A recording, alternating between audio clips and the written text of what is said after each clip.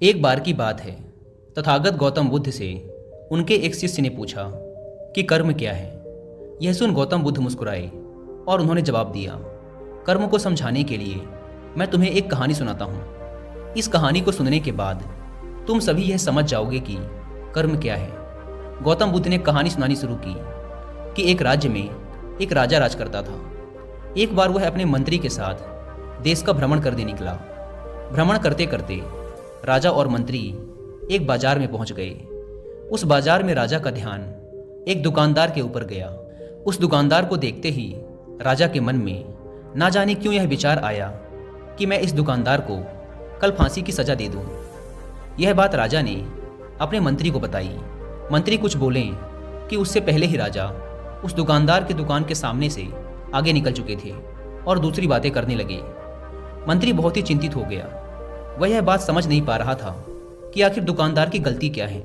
दुकानदार से बिना कुछ बात किए, बिना कुछ सोचे समझे महाराज ऐसा फैसला लेने के बारे में क्यों सोच रहे हैं। राजा और मंत्री भ्रमण करने के बाद राजमहल वापस चले गए, लेकिन मंत्री को रात भर नींद नहीं आई। सुबह जागने के बाद मंत्री एक साधारण प्रजा का रूप बनाकर उस दुकानदार के पास गया और उस दुकानदार से पूछा, तुम बेचते क्या हो? दुकानदार ने जवाब दिया, मैं चंदन की लकड़ियां बेचता हूँ। फिर मंत्री ने आसपास के लोगों से दुकानदार के बारे में पूछना शुरू किया। सबने जवाब दिया कि दुकानदार किसी से बोलता नहीं, हमेशा दुखी रहता है। मंत्री को बात समझ में आ गई। वह मंत्री फिर वापस दुकानदार के पास गया और उस दुकानदार से पूछा, तुम दुखी क्यों रहते हो? दुकानदार ने बताया, मैं दुखी इसलिए रहता हूँ क्योंकि मेरे दुकान पर लोग आते हैं, चंदन की लकड़ियाँ सूंघते हैं और बोलते हैं बहुत ही सुंदर है, बहुत ही अच्छी महक है, लेकिन कोई खरीदता नहीं, इसलिए मैं बहुत दुखी रहता हूँ। मंत्री को भी दुकानदार की बात सुनकर दुख हुआ। उसने सोचा कि आखिर कोई भी दुकानदार दुखी क्यों ना हो अगर उसके दुकान का कोई भी सामान खरीदा ना जाए, जबकि सामान में कोई कमी ना हो।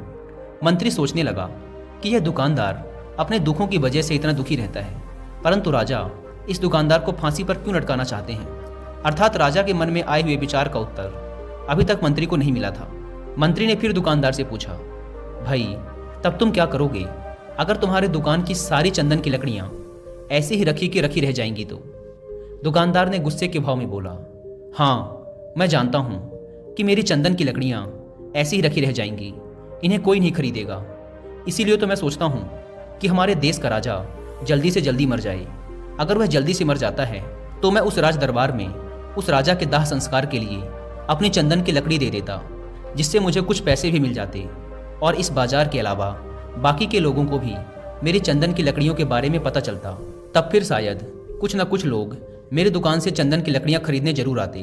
मंत्री दुकानदार की बात को सुनकर सब कुछ समझ गया, लेकिन मंत्री बहुत चतुर और समझदार भी था। उसके मन में एक विचार आया। मंत्री ने दुकानदार से चंदन की कुछ लकड़ियां खरीद ली। इस खरीदारी से दुकानदार को कुछ पैसे भी मिल गए और वह थोड़ा खुश भी हो गया। मंत्री चंदन की लकड़ियों को लेकर वापस राज दरबार चला गया। राज दरबार पहुंचकर मंत्री ने उन चंदन की लकड़ियों को राजा के समक्ष रख दिया और बोला कि हे राजन, ये चंदन की लकड़ियां उसी दुकानदार ने आपको भेंट की हैं जिस दुकानदार को आप कल फांसी देने के बारे में सोच रहे थे। राजा ने उन चंदन की लकड़ियों को सूंघा और उन्हें उन चंदन की लकड़ियों की सुगंध बहुत पसंद आई। उन्होंने कहा, यह चंदन की लकड़ियां बहुत ही ज़्यादा खुशबूदार हैं। दुकानदार के इस अनोखे भेंट से राजा बहुत खुश हुए और मंत्री को कुछ स्वर्ण मुद्राएं देकर बोले, जाओ उस दुकानदार को ये स्वर्ण मुद्राएं इनाम में देना और बोलना कि आज के बाद महल में जब कभी भी चंदन की लकड़ी की जरूरत पड़ेगी तब तुम्हारे दुकान से ही चंदन की लकड़ी ली जाएगी। यह बात सुनकर मंत्री जी मुस्कुराने लगे तथा सोचने लगे कि अब तो राजा के मन में उस दुकानदार को फांसी देने का विचार आ ही नहीं सकता, क्योंकि अब तो हमेशा राज दरबार के लिए चंदन की लकड़ियों के इंतजाम की जिम्मेदारी उस दुकानदार को मिल गई है। मंत्री स्वर्ण मुद्राओं को लेकर वापस दुकानदार की तरफ चल पड़ा। इधर राजा इस विचार में पड़ गए कि वह दुकानदार तो बड़ा ही अच्छा इंसान है।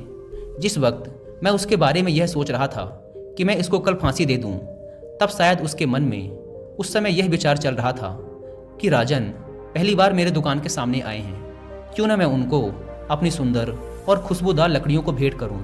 और आज उसने मुझे भेंट भी किया। बेवजह ही मैं उसको फांसी देने के बारे में सोच रहा था। इधर मंत्री दुकानदार के पास पहुंच गया। मंत्री ने राजा के द्वारा दी गई स्वर्ण मुद्राओं को दुकानदार को देते हुए कहा कि जिन चंदन की लकड़ियों को कल मैं खरीद कर ले गया था, उन चंदन की लकड़ियों को राजा ने बहुत पसंद किया और इनाम के तौर पर तुम्हारे लिए यह स्वर्ण मुद्राएं भिजवाई हैं। यह सुन दुकानदार बहुत खुश हुआ।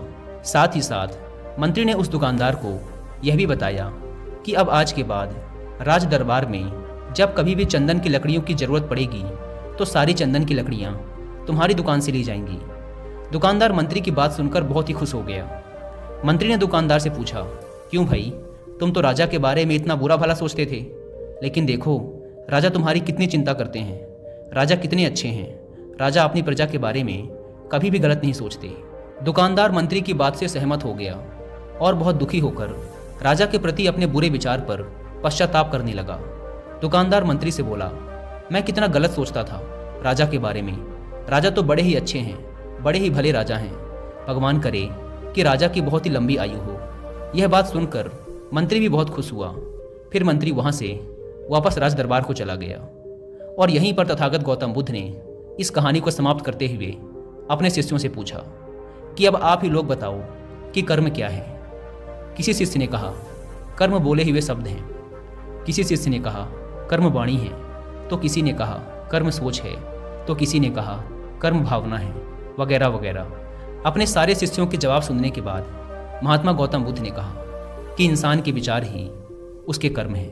हमारे विचार जैसे रहेंगे हम वैसे ही कर्म करेंगे और उन्हीं विचारों के द्वारा किए हुए कर्म हमारे सुख और दुख के लिए उत्तरदायी होते हैं। अर्थात अगर हमारे विचार ही गलत हैं तो हमारे द्वारा किए हुए कर्म भी गलत ही होंगे और उनका परिणाम भी गलत ही निकलेगा, जिसके परिणाम स्वरूप हम दुखी रहेंगे।